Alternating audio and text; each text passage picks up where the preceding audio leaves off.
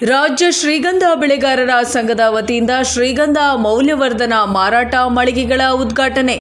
ರಾಜ್ಯ ಸರ್ಕಾರದ ಪೊಲೀಸ್ ಇಲಾಖೆಯಾಗಲಿ ಅರಣ್ಯ ಇಲಾಖೆಯಾಗಲಿ ಶ್ರೀಗಂಧ ಬೆಳೆಗಾರರು ಬೆಳೆದ ಬೆಳೆಯನ್ನು ರಕ್ಷಿಸುವ ಹೊಣೆಗಾರಿಕೆ ತೆಗೆದುಕೊಳ್ಳದೆ ಇರುವುದು ಅಕ್ಷಮ್ಯವಾದುದಾಗಿದ್ದು, ಬೆಳೆಗಾರರು ಕಷ್ಟಪಟ್ಟು ಬೆಳೆದ ಶ್ರೀಗಂಧ ಕಳ್ಳರ ಪಾಲಾಗುತ್ತಿದ್ದು, ರೈತರೇ ತಾವು ಬೆಳೆದ ಶ್ರೀಗಂಧ ಬೆಳೆಯ ರಕ್ಷಣೆಗೆ ಮುಂದಾಗಬೇಕಾಗಿರುವುದರ ಜೊತೆಗೆ ಅಂತಹ ಸಂದರ್ಭಗಳಲ್ಲಿ ಸಂಘದ ಗಮನಕ್ಕೆ ತಂದರೆ ಪೊಲೀಸ್ ಠಾಣೆಗಳಲ್ಲಿ ದೂರು ದಾಖಲಾಗುವಂತೆ ಮಾಡಲಾಗುವುದು ಎಂದು ಅಖಿಲ ಕರ್ನಾಟಕ ಶ್ರೀಗಂಧ ಮತ್ತು ವನಕೃಷಿ ಬೆಳೆಗಾರರ ಸಂಘದ ಗೌರವಾಧ್ಯಕ್ಷರು ನಿವೃತ್ತ IAS ಅಧಿಕಾರಿಗಳು ಆದ ಕೆ ಅಮರನಾರಾಯಣ ಹೇಳಿದರು.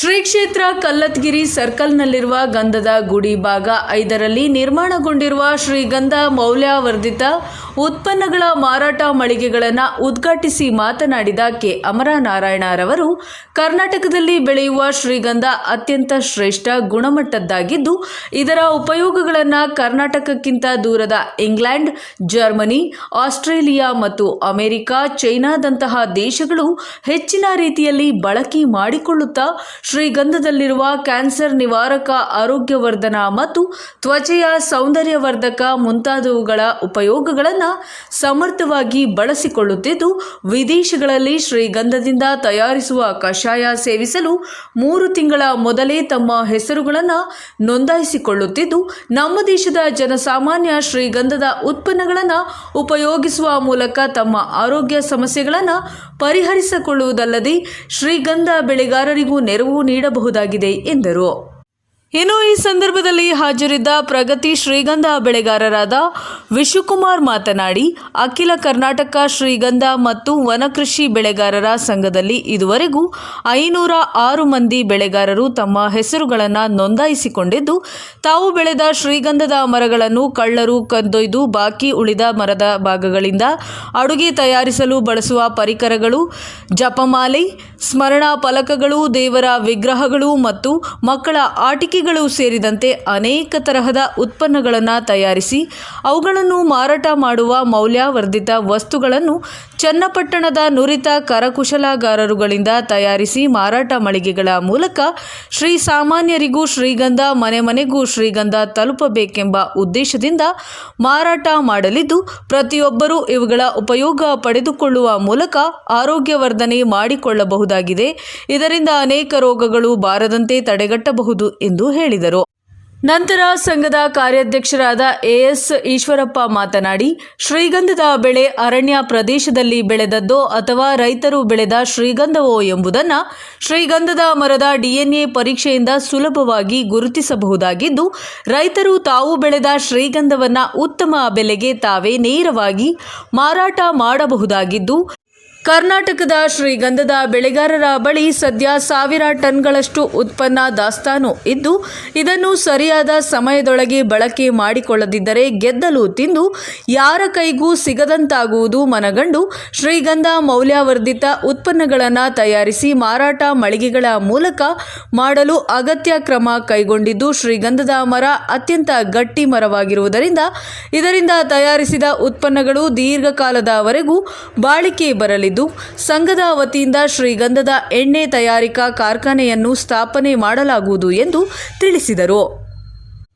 ಜಿಲ್ಲಾ ವನ ಕೃಷಿ ಬೆಳೆಗಾರರ ಸಂಘದ ಅಧ್ಯಕ್ಷರಾದ ಸುಂದರಗೌಡರವರ ಅಧ್ಯಕ್ಷತೆಯಲ್ಲಿ ನಡೆದ ಕಾರ್ಯಕ್ರಮದಲ್ಲಿ ಯಶಸ್ವಿ ಚಾರಿಟೇಬಲ್ ಟ್ರಸ್ಟ್ ಗೌರವಾಧ್ಯಕ್ಷರಾದ TR ನಾಗರಾಜ್ ಮತ್ತು ಶ್ರೀಗಂಧ ಬೆಳೆಗಾರರ ಸಂಘದ ತಾಲೂಕು ಅಧ್ಯಕ್ಷ ಶಿವರಾಜ್, ಮಾಜಿ ಪುರಸಭಾ ಅಧ್ಯಕ್ಷೆ ಗಿರಿಜಮ್ಮ, ನಾಗರಾಜ್, ರಾಜ್ಯದ ವಿವಿಧೆಡೆಗಳಿಂದ ಆಗಮಿಸಿದ್ದ ಶ್ರೀಗಂಧ ಬೆಳೆಗಾರರ ಸಂಘದ ಪದಾಧಿಕಾರಿಗಳು, ಶ್ರೀಗಂಧದ ಬೆಳೆಗಾರರು ಮುಂತಾದವರು ಹಾಜರಿದ್ದರು. ವರದಿ Pradeep H. E. Tarikere, bureau news, Prajapower TV. ಅನೇಕ ಸಮಸ್ಯೆಗಳನ್ನು ನಾವು ಎದುರಿಸಿದ್ದೇವೆ. ನನಗೆ ಮೊದಲನೇದಾಗಿ ಸ್ಫೂರ್ತಿ ಬಂದಿದ್ದು ನಮ್ಮ ಸಂಘದಲ್ಲೇ ಇರ್ತಕ್ಕಂಥ ಕೆಲವು ಪದಾಧಿಕಾರಿಗಳ ನುಡಿಗಳು. ಅದರಲ್ಲಿ ಮೊದಲನೇದಾಗಿ ನುಡಿದದ್ದು ಶ್ರೀಮಾನ್ ಈಶ್ವರಪ್ಪನವರು. ಅವ್ರು ಯಾವಾಗಲೂ ಹೇಳೋರು, ಅವ್ರು ಯಾಕೆ ಹೇಳಲಿಲ್ಲ ಇವತ್ತು ನನಗೆ ಅವಕಾಶ ಸಿಕ್ಕಿದೆ. ಅವ್ರು ಹೇಳ್ತಾಯಿದ್ರು, ಅಸಾಧ್ಯವಾದ ಯಾವುದೂ ಇಲ್ಲ ಸರ್, ಅಸಾಧ್ಯವಾದನ್ನು ಸಾಧ್ಯ ಮಾಡಬೇಕು ಸರ್. ನಾನು ಆ ಪದಗಳನ್ನು ಇಟ್ಕೊಂಡೆ. ಅದಾದಮೇಲೆ ನಮ್ಮ ಇನ್ನೊಬ್ಬರು ಉಪಾಧ್ಯಕ್ಷರಿದ್ದಾರೆ, ಅವರು ಷಣ್ಮುಖಪ್ಪನವರು ಅಂತ. ಅವರು ಹರಪನಹಳ್ಳಿ ಇರ್ತಾರೆ. ಅವರು ಬಹಳ ಅಂದರೆ ಅವ್ರು ಭಾಳ ಅಂದರೆ ಅವರು ಭಕ್ತಿಪೂರ್ವಕವಾದಂಥ ಮಾತುಗಳನ್ನು ಆಡ್ತಾರೆ. ಯಾವುದೇ ಸಭೆ ಸಮಾರಂಭದಲ್ಲಿ ಅವರು ರಾಮಕೃಷ್ಣ ಪರಮಹಂಸರ ಒಂದು ಉದಾಹರಣೆ ತಗೊಳ್ತಾರೆ, ವಿವೇಕಾನಂದರ ಉದಾಹರಣೆ ತಗೊಳ್ತಾರೆ, ವಾಲ್ಮೀಕಿಯವ್ರ ಉದಾಹರಣೆ ತಗೊಳ್ತಾರೆ. ಹೀಗೆ ಅನೇಕ ಉದಾಹರಣೆಗಳನ್ನು ತಗೊಂಡು ನಮ್ಮನ್ನೆಲ್ಲ ಅವರು ಪ್ರೇರೇಪಿಸ್ತಾರೆ. ಅವರು ಒಂದು ಉದಾಹರಣೆ ಹೇಳೋದು ವಾಲ್ಮೀಕಿ ಯಾರು, ಅದರ ಹಿನ್ನೆಲೆ ಏನು ಅಂತೆಲ್ಲ ಹೇಳಿ ಅವ್ರು ಹೇಗಿದ್ದರು, ಅವ್ರು ಹೇಗೆ ಪರಿವರ್ತನೆ ಆದರು, ಅವ್ರು ಹೇಗೆ ರಾಮಾಯಣ ಬರೆದರು ಅಂತ ಒಂದು ಸಭೆಯಲ್ಲಿ ಹೇಳಿದರು. ಅದರ ಒಂದು ಎಳೆಯನ್ನು ನಾನು ತಗೊಂಡೆ. ಅಂದರೆ ವಾಲ್ಮೀಕಿ ಕಳ್ತನ ಮಾಡ್ತಾ ಇದ್ದವರು ನಂತರ ಇಡೀ ಪ್ರಪಂಚಕ್ಕೆ ಒಂದು ಉತ್ಕೃಷ್ಟವಾದ ಗ್ರಂಥವನ್ನು ಬರೀತಾರೆ, ರಾಮಾಯಣವನ್ನು ಬರೀತಾರೆ. ಅಂದರೆ ರಾಮಾಯಣವನ್ನು ಆದರ್ಶ ಪುರುಷನಾಗಿ ಮಾಡೋದಕ್ಕೆ ರಾಮನನ್ನು ಬಿಂಬಿಸ್ತಾರೆ ಅಂಥ ಒಂದು ವಸ್ತುವನ್ನು ಬರೆದಂಥ ವಿಚಾರವನ್ನು ಅವರು ಒಂದು ಕಡೆ ಹೇಳ್ತಾರೆ. ಇದಾದಮೇಲೆ ನಮ್ಮ ಇನ್ನೊಬ್ಬ ಉಪಾಧ್ಯಕ್ಷರಿದ್ದಾರೆ ರಾಮಣ್ಣ ಅಂತೇಳಿ. ಅವರು ಏನು ಮಾತಾಡಲ್ಲ, ಅವರು ತುಂಬ ಮೌನಮುನಿಯವರು. ನೀವು ನೋಡಿದ್ರೆ ಅವರನ್ನು ಇವರಲ್ಲಿ ಇಷ್ಟು ಏನು ಅದ್ಭುತವಾದ ವಿಚಾರಗಳು ಇದೆಯಾ ಅನ್ನೋದೇ ಗೊತ್ತಾಗಲ್ಲ. ಅವರು 1000ಕ್ಕೆ 1 ಮಾತು ಹೇಳ್ತಾರೆ. 1000ಕ್ಕೆ 1 ಮಾತು ಏನು ಹೇಳ್ತಾರೆ ಅಂತಂದರೆ, ಅವರು ಒಂದು ಸಾರಿ ನಾನು ಎಲ್ಲ ಇದ್ದರೆ ಫೋನ್ ಮಾಡಿದ್ರು. ಸರ್, ನೀವೆಲ್ಲ ಕಷ್ಟ ಕೊಡೋದನ್ನು ನೋಡ್ತಾ ಇದ್ದೀನಿ. ಇಷ್ಟೆಲ್ಲ ಕಷ್ಟ ಕೊಡೋ ಬದಲು ಈ ರಾಜ್ಯದ ಈ ಸರ್ಕಾರದ ಜೊತೆ ಹೆಣಗಾಡೋ ಬದಲು ಪ್ರಧಾನಮಂತ್ರಿಗೆ ಒಂದು ಪತ್ರ ಬರೆದ್ಬಿಡಿ ಸರ್. ಹೌದಲ್ವಾ?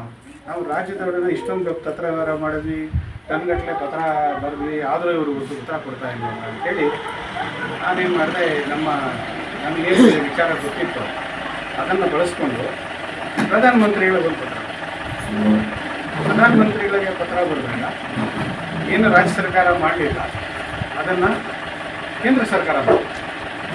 ಈಗ ಭಾಳ ಒಂದು